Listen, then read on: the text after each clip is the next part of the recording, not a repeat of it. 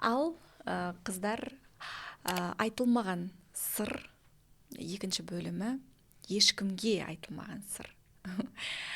Бізде бүгінгі кейіпкер бывшая любовница, оны сіздер бірінші бөлімде көрдіңіздер. Екінші бөлімге көштік, өйткені барлықтарыңызға да қызық, арты не болып бітті, жаңағы еркек қайда, қалай әрі қарай болды, оның әйелі қайда, біздің кейіпкердің өмірі қалай болды, сол бір оқиғадан кейін. Давайте бірге білейік. Мен қайттан сол бір жаңағы оқиғаға оралайықшы. Сол бір кафе, ресторанның алдында жаңағы ұрды, соқты. Сенің көзіңше әйелді қорғаған жоқ, өзінің әйелін қорғаған жоқ, сені қорғаштап шықты, Мен сені жақсы көрмеймін деп ше. Сөйтіп машинаға отырғызып жіберді. Ол келіншек жылап кетті. Жылап еңіреп үйіне кетті, сол кісі. Бір қарғыс сөздер айтқан жоқ па жаңағыдай? Айтты. Айтып, аузына келген айтып кетті. Енді ана жерде менің настроением жоқ, енді қалай настроением болады ол андай жағдайдан кейін. Сонымен үйіне барғанша маған WhatsApp-тан номер біледі ғой, WhatsApp-тан жазып жатыр, прям бүткіл жерден жазып, мен сені үрім бұтағына шейін қарға өтем. Енді қатты көп сөздер айтты. Содан кейін мен сол кезде уже жетер орнына болды деп все уже маған сенің әйелің де керек емес, бірақ уже ол сол моменттерде өзінің әйелімен ажырасып жатқан, бірақ сол кезде тоже өзінің әйеліне көптеген өзінің ішіндегілерін сол кезде айтты ғой, түсінесіз ба? Оған дейін айтып үлгермеген, айтпаған ғой, вообще сақтап жүре берген. Мысалы мынандай ғой, бізде қыздарда не сезіп тұрғанын айту керек та күйеуіне. Көп жағдайда күйеуі мен әйелдің арасында айтылмайды негізі. Иә. Бетперде бір маскамен өмір сүретін сияқты, бір-бірінен жасыратыны көп. Бір-бірінен айта алмайды. Түнгі қарым-қатынасқа келгенде де мысалы да ештеңке ұялып тұрады. Сол бір кезде әйелі бүткіл шынымен де ойын ашық айтқанда, сол жерде еркегі де ашылғанда, осындай деп әңгіме, шынайы ашық әңгіме болғанда осы бір оқиға болмас еді. Бір-бірін дұрыс танымағандықтан осылай болды деп ойлаймын мен ше. Сөйтіп ары қарай? Сонымен солай кетті. Сосын жаңағы жерден тұрып ол кісі мені үйіне апарып тастады. Содан кейін мен айттым, болды, все, маған енді бұндай проблема, артық скандал керек емес, давай осы жерден бәрін тоқтатайық деген сияқты. Әрине ол адам көнген жоқ. Жоқ, мен сені жақсы көрем, мен көріп жатсың ғой, мен сен үшін стараться етіп жүрмін, сен үшін мен, например, сені жақсы көрмесем дейді, мен бұлай саған жағдайыңды жасап, маған нафиг нужно дейді. Мысалы енді ол мен квартирамды төлеп беріп отыр, продуктымды алып келіп береді, мысалы да, жол жүріп тұратыныма ақша береді. Өзі ойлап істейді соны. Өзі ойлайды. Мені жаңағы карантин уақытында қыздардың квартирасынан біз бөлек кеткеннен шығарып алды ғой, өзі квартира жалдап болған. Соның бәрін мысалы маған Мессимен ойнап жүрген болсам дейді, мен оның біреуінде жасамайтын едім деп. Мен бір жағынан оған сеніп тұрмын да, но ана әйелдің маған айтқаны, ана сөздері маған өзіме қатты нетіп кетті, өтіп кетті прям. Жүрегіңмен қабылдап. Сосын кстати, сосын всегда маған айтатын, неге сенікі ерекше деп айтатын. Қосылған кезде. Мен әйелімнен алмаған больше ләззатты сенен аламын деп айтатын сол кезде. Неге сенікі ерекше, неге ерекше деп айтатын. Солай айтқан сол кездерде. Кірген кезде де өзі бір ерекше сезімге бөленетінін сен сезетін бе едің? Конечно. Дауысы шығады ғой өйткені. Еще тез бітіріп сондай болатын. Сосын бәрін айта берейін ба? Айта бер, бәрін айтшы. Біз өліп бара жатырмыз мына бәріміз. Сосын жаңағы сол моменттердің ішінде түнгі қарым-қатынаста нелерде болған, минет сияқты 69 позалар. Вот соны айтпайсың ба? Сондай позалар болған. 69 позалар. Қысылған жоқсың, барынша еркін ұстадың өзіңді, Кәдімгідей бүткіл енді квартира болсын, гостиница болсын, бәрін даусыңмен көтеріп. Сондай болды.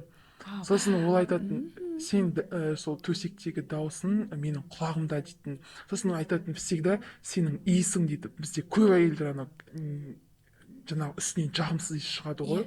Сол кезде мен өзім лосьондар, духилар сол кездерде сөйтіп жүретінмін ғой. Денең тәтті. Соны айтатын, сенің иісіңді сағындым деп айтатын.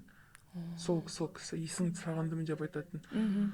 Сол жаңағы минет жасаған кезде де оған жаңағы барынша прям удовольствиемен жасайтынмын да, ол сезетін, прям содан ол қатты ләззат алатын. Ол сезет, балаша прям сол жерде бір басқа әлемде жүргендей, иә, ләззатқа, рахатқа Сенің бөленеді. қасыңа келген кезде менде бір спокойствие болады дейді, менің бір кәдімгідей демаламын дейді да. Сен қасында болған кезде бүткіл нәрсені прям бәрін прям ұмытамын дейді. Ұмытамын дейтін. Сонымен сол жағдайдан кейін, сол жағдайлардан кейін уже мен жаңағы қоям деп шештім да, болды, маған енді артық проблемасы да керек емес, басқасы да керек емес деп, сол кезде уже мен өзіме ақырын жаңағы нетіп бастадым. Енді бөтен еркектермен сөйлес бастадым да сол кездерде. И ол оны көріп қойып, менің жаңағы квартира жағыма келіп алып, қырғын шығарып, тоже сондай болатын. Сен неге сөйлесесің, осылай, мен ойнап жүр дейсің ба, деп өзінің ауыр сөздерін айтатын. Өзі айтып алады, но кешірім сұрайды, кешірші жан, мен артық сөйлеп қойдым деп. Бірақ мен сол кездерде үндемей оны жеңетінмін, үндемейтінмін. Үндемейсің, Үндемей. айқай шу шығармайсың, истерика жоқ. Иә, вот көрдіңіз бе, мысалы оның әйелі, өзінің бірінші әйелі постоянно айғайлай береді. Истерика, иә? Иә, истеричный. Соған үйреніп қалған еркек сені көріп таңғалып тұр, Иә, иә? таңғалып тұр ғой сол. Именно сол кездерде. То есть сонда қара, өмірде эмоцияңды бағындырып отырасың да, бірақтан бүткіл айғай, бүткіл дауысыңды түнде шығарасың. Иә, тура солай болды. Аха. Сонымен сөйтіп жүріп, мен өзім қазіргі күйеуімді жолықтырдым. Аха. Қазіргі күйеуім ақыры сол адамға қосылған жоқпын, бірақ ол адам сол күйі әлі күнге шейін, міне мен тұрмыс құрғаныма уже 5 жылдан асты. Е. 5 жылдан асты, вот. Бірақ маған скрытый номермен звондайды, мен номерімді ауыстырмаған, әлі күнге дейін хабарласады сол кісі. Сені ұмытпадым деп, иә. Ол әйелі қайда? Ол әйелмен ажырасып кеткен. Сол күйі, сол баяғыдан кейін ажырасып кеткен. Сол кезден ақ, иә, заявление берген кезде, иә, ажырасуға. Где-то 3 ай 4 ай көлемінде ажырасып кеткен. Содан кейін уже мен енді мысалы менде әке шешем, например, ондай екінші адамға, әйелдікке, тұрмысқа шыққанға деген негізі қарсы да. Әке шешем, анам өзі намазхан оқитын кісі, намаз оқиды. Өзің қарсы болған жоқсың ба сол кезде? Конечно, мен қарсы болдым. Просто мен айтайын ба, ол кезде бір жастықтың буымен ба, ойланып қалған кездер болды, иә? Иә, жастықтың буымен жүре бердім да. Айтады ғой, бір моментпен өмір сүр деп, сол моментпен ғана мен өмір сүріп жүре бердім да. Ол менің жағдайым жасап тұр, маған ақшам бәрін беріп тұр. Еще мен жұмыстан да шығарып алды ғой ол кісі деген. Иә. Неге?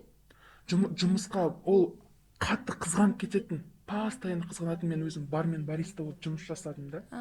Сол кезде сен барда тұрасың деп қызғанып, сол ақшаны мен өзім ақ берем саған деп, сол кезде солай жаңағы барлық жағдайымды жасап отырды да. Мен өзім содан кейін жүре бердім. Жастықтың буымен ба, жасым ол кезде 20-21 көлемінде ғой.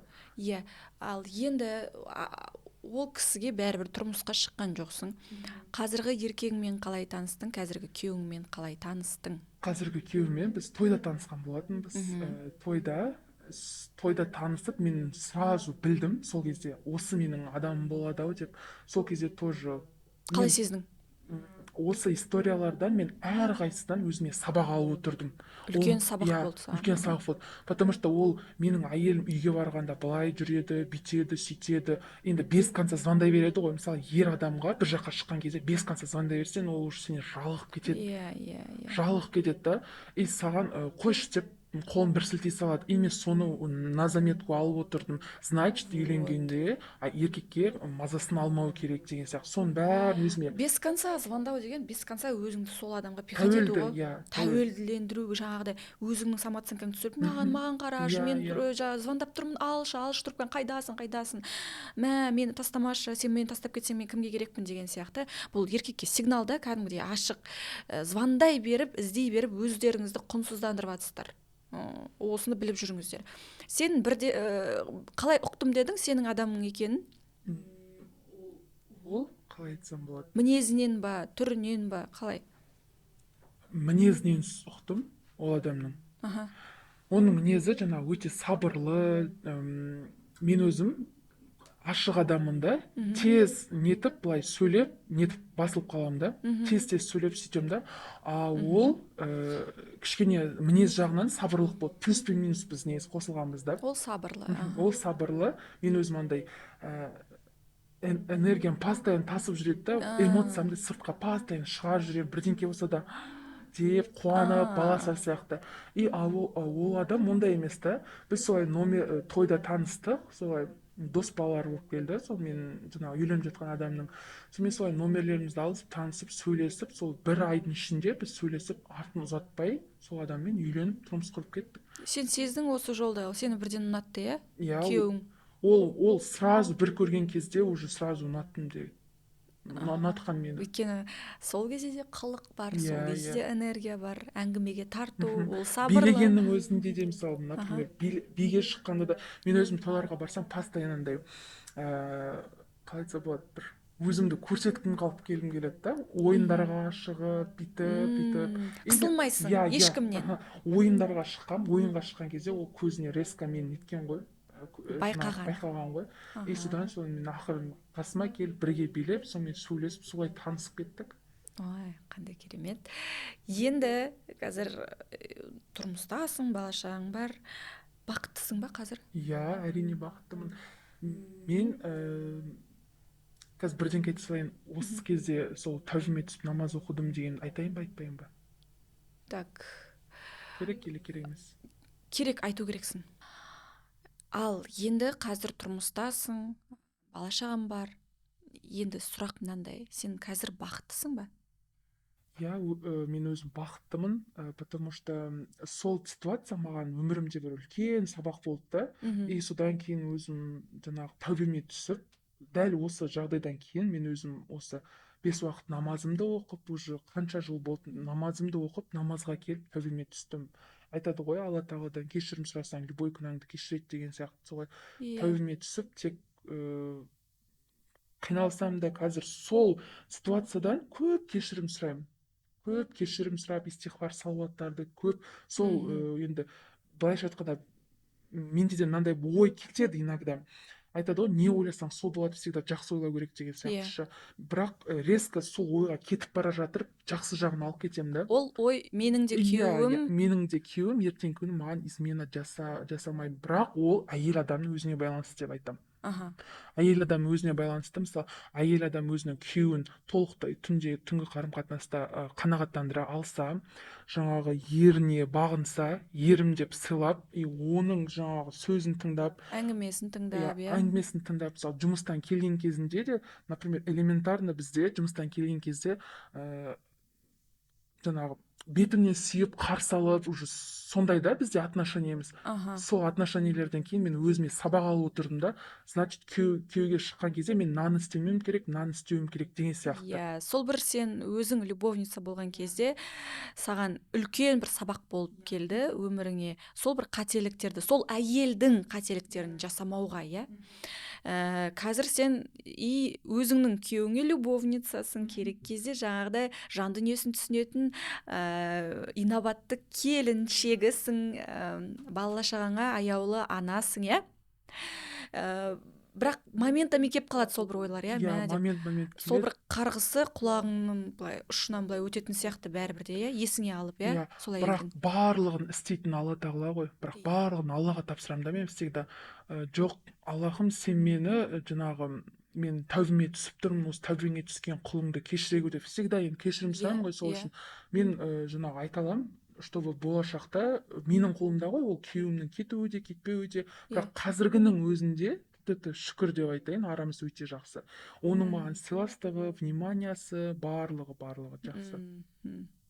Вот видишь, Аллаға ғана тапсырып отыра бермей, өзің де шагтар жасап, әрекет жасау керексің. Сен оны түсіндің, ұғындың. Қазір күйеуің сені еркелетеді, иә? Жақсы көреді. Суыған жоқ па араларың? Жоқ. Бала пайда болып? Суымаған. Өйткені түнде кәдімгідей бүткіл техниканы жасайсың, иә? Иә. Сол плюс сіздің де курстарыңызды алып, сол курстарыңыздағыда техникаларды плюс қосамын. Вот. Вот енді мынандай сұрақ пайда болуы мүмкін да, бұл қыз любовница болып жүрген кезде Айдана ханымды оқыды ма деген сияқты. Жоқ, мен ол кезде шынымды айтайын, вообще танымайтын мені.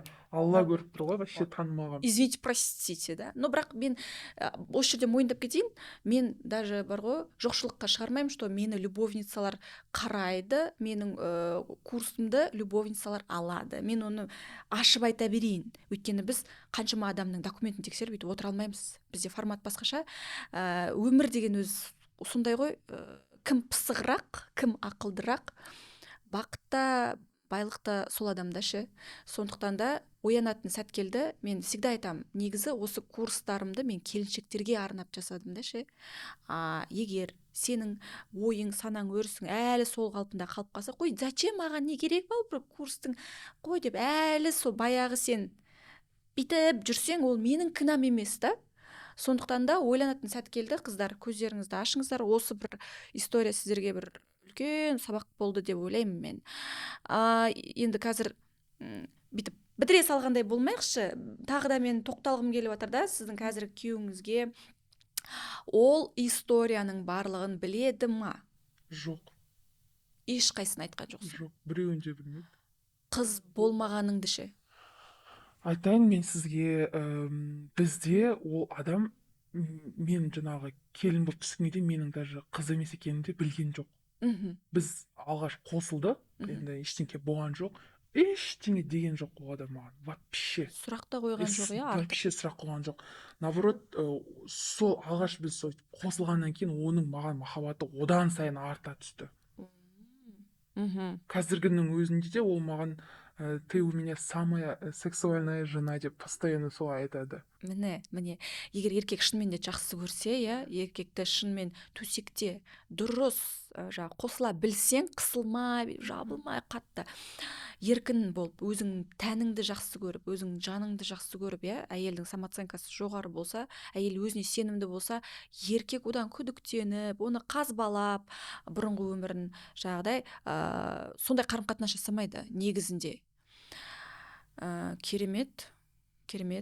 Так, енді мен кәдімгідей әңгімеге кіріп кеттім да, бағана бірінші частьта бүкірейіп етіп тыңдағам ғой до такой степени. Давайте енді біздің көрермендердің жіберген сұрақтарынан жіберейін мен, иә? Так.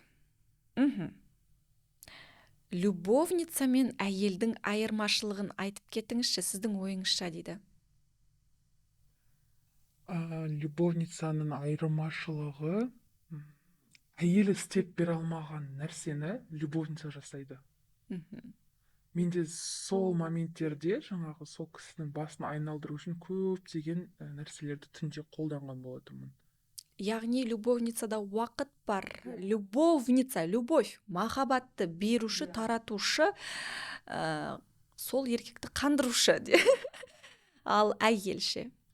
Әйелінде қазір көп әйелдер типа болды тұрмысқа шықтым, болды маған кім қарайды деген сияқты өздерін тастап жібереді. Особенно бала туғаннан кейін өз-өздеріне қарамай деген сияқты ше. Сосын инабаттылық рөлінен шыға алмайды, иә? Тіпті ұяң. Сосын ата-енесімен тұрса да көптеген қыз-келіншектер жаңағы түнгі қарым-қатынасқа келгенде даусын қатты шығарудан қысылып, жасқанып, постоянно сондай да. Мен постоянно байқап жүремін негізі соны. Осы сәтте бір сұрақ келіп тұрды маған. Сіздер бірге тұрасыздар ма ата-енеңізбен бөлек? Иә, бірге тұрамыз. Ата-енемізбен бірге тұрамыз. Иә. Ата-енемізбен бірге тұрамыз. Қалай ата-енемен былай бола ма сенде қысылу, ұялу деген сияқты түнгі қарым-қатынаса особенно естіп қояды-ау? Жоқ, мен ештеңе ойламаймын, шынымды айтсам. Мозг отключаешь. Иә, анадан жаңағы болып жатқан кезден больше көбірек ләззат аламын да. Тек қана бар вниманияны сол процесске жұмсаймын, иә. Түнгі қосылудан ләззат алған кезде барлығын ұмытасың, иә? Потому что сен басқа нәрсені ойлай беретін болсаң, сенің ойың басқа жақта болады да, и өзің де ләззат ала алмайсың, и күйеуіңе де сен бере алмайсың. Келісем, 100% келісем. Так, дальше кеттік, мына жерден таңдайын, өйткені көп сұрақтың жауабын біз уже подкастта айтып тастаппыз, екеуміз отырып. Так, енді бізде мынандай сұрақ келіп тұр екен. Любовница болған кезіңде, сол еркекпен, біреудің еркегімен қосылып отырған кезде, оның бала шағасын ойламадың ба? Біреудің бала шағасын қалай ойламадың сен, дейді да? ол кезде бала шағасын ойлаған жоқпын. Тек бар көңіл күйім жаңағы барлығын сол еркекке беретінмін. Оның бала шағасын ойлаған жоқсың, Жоқ, иә? ойлаған жоқпын. Аха, оның әйелі звондап бала шағасын айтып мұңын айтатын ба еді еркегіне? Айтатын, мысалға менің қасыма келген кезде енді әйел ол всегда сезіп, ол звондайтын, жазып жіберетін, ол алмаса Мгм. баланың типа температурасы көтеріліп жатыр, келші деген сияқты. Сондай моменттер болды. Бірақ ол кездерде скорыйға шақыр, скорыйға звонда дейді да, болды. Солай ғана ответ қайтаратын болды. Үйде мама мен папа бар ғой деп, олар да енді ата енесімен тұратын кісілер болатын. Сондағы ұғым деймін да, Иә, еркекті ешқандай бала шағаңмен ұстай алмайсың, иә, баланың санымен де ұстай алмайсың, иә? қанша жерде 10 бала туып бер, 15 бала туып бер, мысалы сен уже бір рет еркегіңді өзіңнен кетіріп алсаң, ол бітті ғой, на всю жизнь кетеді екен. Сол кезде де мен соны байқадым. Түсінікті. Вот осыны. Түсінікті. Так, эту часть можно? Тоже айтқан сияқты едік. Иә. Тоже кек алу. Кек алу, иә? Иә, бастапқыда сол кек алу деп сондай оймен келдім. Уақыт өте келе ол адам менің барлық жаңағы жағдайымды жасап сөйткеннен кейін, енді өзім де студент болып сөйтіп жүргеннен кейін жаңағы енді шындығын айтсайын, ақша үшін ғана ғой кейінгісінде. Бірақ енді ол адамға деген бауыр басу сондай да болды менің тарапымнан. Мынандай қара. Көп сұрақ, бірақ көп сұрақтың біз уже жауабын айтып тастаппыз подкастта. Өміріңді қайта артқа қарай оралтырса, қайтадан сол бір қателікті жасайтын ба едің, қайтадан любовница болатын ба едің дейді.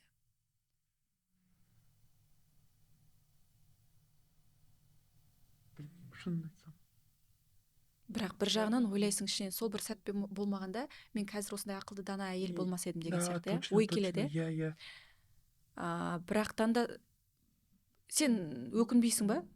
Жоқ, өкінбеймін. Өйткені ол маған көп сабақ берді. Чтобы менің, былайша айтқанда, осы 3 адамға да сабақ болды ғой. Маған да, жаңағы менімен жүрген еркекке де и әйеліне де сабақ болды. Кәдімгідей сабақ болды. Ал ол әйелді одан кейін көрмедің ба? Жоқ, вообще көрген жоқпын. Инстаграмнан былай қызығып іздеген жоқсың ба? Блин, мурашки у меня. Осымен біз әңгімемізді созбай. Сосын мен бір нәрсе айта кетейінші. Көптеген әйелдер қазір өзіне ақшадан қиятта, мысалы ше, өзгеруге деген барлық андай миларындағы установка, жаңағы не да, қалай айтса болады, өздерінің нелерін, әйелдік құндылықтарын сезбейді да, байқамайды да, чтобы өздерін жаңағы тастап жібереді ғой, мысалы да. Көптеген әйелдер сондай да. И мен сол әйелдерге айтқым келеді, жаңа сіз де өзіңіз постоянно айтып жүресіз ғой, өзіңіздің историяңызда да сол сияқты. Тура сол барлық нәрсе ол әйелге байланысты. Барлық жаңағы күйеуінің кетуі де кетпеуі де, ата енеңмен бірге тұрғанда да ата енеңнің сенімен ара қатынасың, барлығы семьяны ұстап қалу әйелдің қолында ғой. Егер де әйел бұл жерде кішкене ақылсыз, либо былай жүріп келе жатқанда, мысалы бір жерінен чуть кетсе, бұл дұрыс емес жолды таңдап кетсе, иә.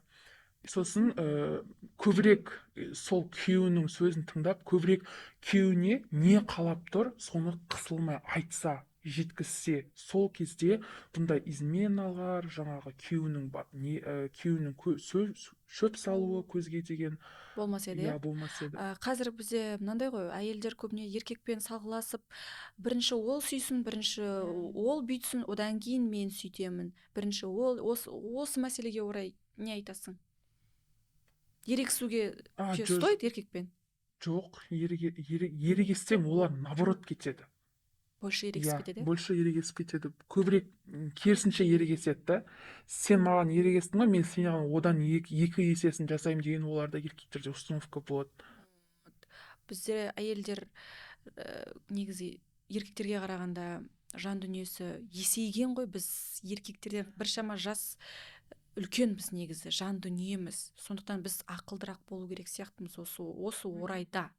Еркекпен ерегісіп, бір бала қалпына түспейше.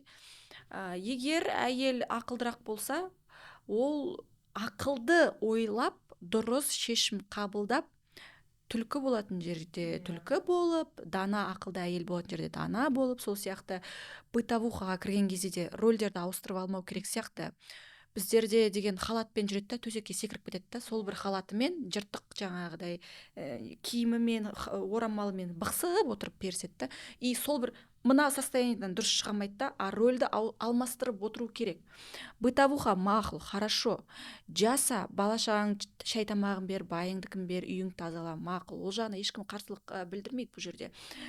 Бірақ түнгі қарым қатынасқа келген кезде сол бір қатипаш рөлін лақтырып тастап, сүшкі айгүлдің рөліне ене білу керек. Ол өте қажетті да. Мен всегда айтамын, қатипаш болма, сүшкі бол деп. Осымен бүгінгі шығарылымды мен аяқтаймын. Мен ойлаймын, сіздерге ұнады, көптеген ой салды. Пока сіз еркегіңізді менсінбей, мен ерексіп, бір балақ кейпіне түсіп жүрген кезде, ортада бала шағаның бар екенін ұмытпаңыздар. Бала шаға целый отбасыда, түгел отбасыда тәрбие алу керек, бақытты отбасында. Сол бір бақытты ұйымдастыру, бақыттың кілтін табу, ол әйелдің қолында. Әйел ақылдырақ болса, еркек сізден ешқандай направо, налево, ешқандай артық шагтарын жасамайды деп ойлаймын. Осымен еркін подкастымызды аяқтаймыз. Айтылмаған, ешкімге айтылмаған сыр. Осымен тәмам. Келесі жүздескенше сау, саламатты болыңыздар, ханымдар.